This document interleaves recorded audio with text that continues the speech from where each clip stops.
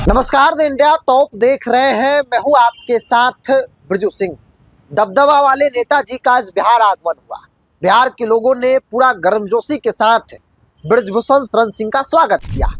उन्होंने मंच पर भाषण देने के दौरान कहा कि राजपूतों का दबदबा था, है और रहेगा। लेकिन बिहार के संदर्भ में उनका बयान बिल्कुल विपरीत है। राजनीतिक तौर पर राजपूत भीख मांगने की स्थिति में है, हर तरीके से, चाहे वो राजनीतिक तौर पर हो या फिर सामाजिक तौर पर हो। बिहार के कई इलाकों में, आप सीमांचल को उदाहरण लीजिए, हम पूर्णिया लोकसभा चुनाव में कवरेज के दौरान कई ऐसे इलाके में गए जहां पर राजपूत के पास घर रहने के लिए नहीं है। ये स्थिति है। खैर, उसको छोड़ दीजिए, राजनीतिक तौर पर ही बात कर लेते हैं। आज विजयोत्सव कार्यक्रम, बाबू वीर कुंवर सिंह विजयोत्सव कार्यक्रम मनाया जा रहा है और उसी कार्यक्रम में शामिल होने के लिए ब्रजभूषण शरण सिंह यूपी से चलकर बिहार पहुंचे, भागलपुर के कार्यक्रम में शामिल हुए।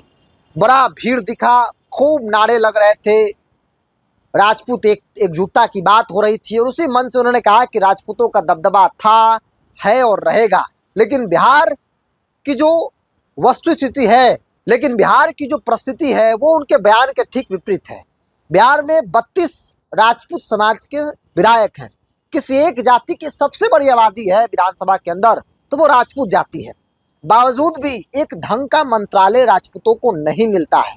मिलता क्या है? पीएचडी। मिलता क्या है? जंगल झाड़ मंत्रालय। यही राजपूतों की हैसियत है। कोई प्रदेश में विभिन्न पार्टियां, तमाम पार्टियों को देख लीजिए, कोई एक ऐसा नेता आपको नहीं मिलेगा जो एक दो टिकट दिलाने की स्थिति में है पार्टी के अंदर, चाहे वो बीजेपी हो, जेडीयू हो, आरजेडी हो, किसी दल में। एक समय था जब रघुवंश बाबू हुआ करते थे, एक समय था जब प्रभुनाथ सिंह जैसे लोग हुआ करते थे, आनंद मोहन सिंह, एक समय था जब सत्येंद्र बाबू का जलवा हुआ करता था। लेकिन आज की तारीख में प्रदेश राजपूत विहीन लीडर पूरी तरीके से हो चुका है। और ऐसी परिस्थिति में ब्रजभूषण शरण सिंह बिहार आकर कह रहे हैं कि भाई राजपूतों का दबदबा था, है और रहेगा। होगा दबदबा आपके इलाके में, आपके उत्तर प्रदेश में, चूंकि सूबे के मुखिया राजपूत हैं। लेकिन बिहार में ब्रजभूषण शरण सिंह जी राजपूत हाशिए पर है, राजनीतिक तौर पर भीख मांगने की स्थिति में है। खुद का टिकट कंफर्म नहीं होता है, एक नेता तक नहीं है। जिस पार्टी से आप हैं बीजेपी, उस बीजेपी में पहले लाइन के चेयर पर देखिएगा कोई राजपूत नहीं बैठता है, हैसियत ही नहीं है, कोई नेता ही नहीं है। यहाँ तक कि बीजेपी के अंदर जो राजपूत नेता है वो अपने आप को खुलेआम राजपूत कहने से भी हिचकते हैं। ये स्थिति है बिहार में राजपूतों का। 5 सांसद है, लेकिन एक को भी मंत्री केंद्र में नहीं बनाया गया। राजीव प्रताप रूडी जैसे लोग भटक रहे हैं, कोई पूछने वाला नहीं है। ये बिहार में राजपूतों की स्थिति है। आप बिहार के टॉप 10 ठेकेदारों को उठाकर देख लीजिए, एक भी राजपूत आपको नजर नहीं आएगा, कागज तक नहीं है ठेकेदारी करने के लिए। ये राजपूतों की स्थिति बिहार में है। और आप कह रहे हैं कि राजपूतों का दबदबा था, है, रहेगा। महाशय, बिहार में तो बिल्कुल दबदबा नहीं है। बिहार में तो किसी तरीके से जीवन यापन हो जा रहा है, यही बड़ी बात है।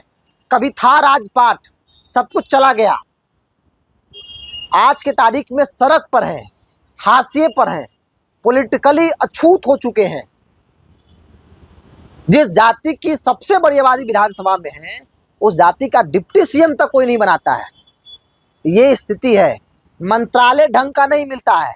जंगल झाड़ मंत्रालय, पीएचडी विभाग दिया जाता है, संभालते रहिए, नल जल देखते रहिए, पेड़ पौधा लगा के नहीं लगा, यही सब आपका काम है। पर्यटक कई बार मिल गया। ये स्थिति है, ये हैसियत औकात है राजपूतों का बिहार में। और इसका जिम्मेवार भी खुद राजपूत समाज है। आंख पर पट्टी डालकर जो वोट डालते हैं ना लोग, उसी का नतीजा है कि जिस पार्टी को आप वोट देते हैं, उस पार्टी के नज़र में आपके वोट का कोई महत्व नहीं है।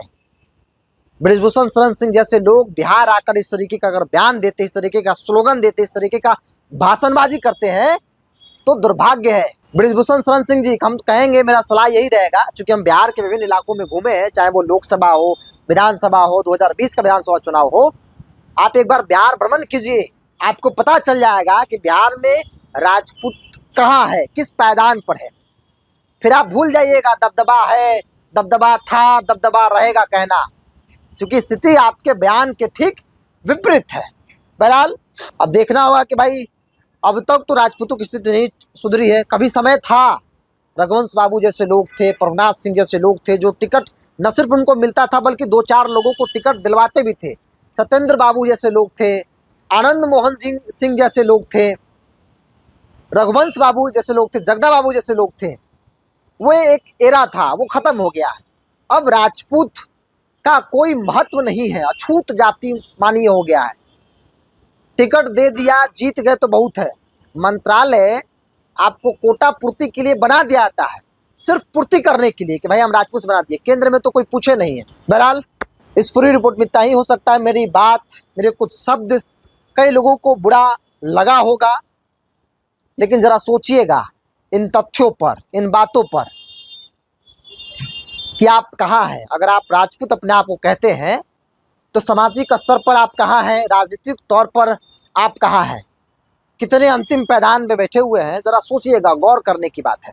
इस पूरी रिपोर्ट में इतना ही। बहुत बहुत धन्यवाद।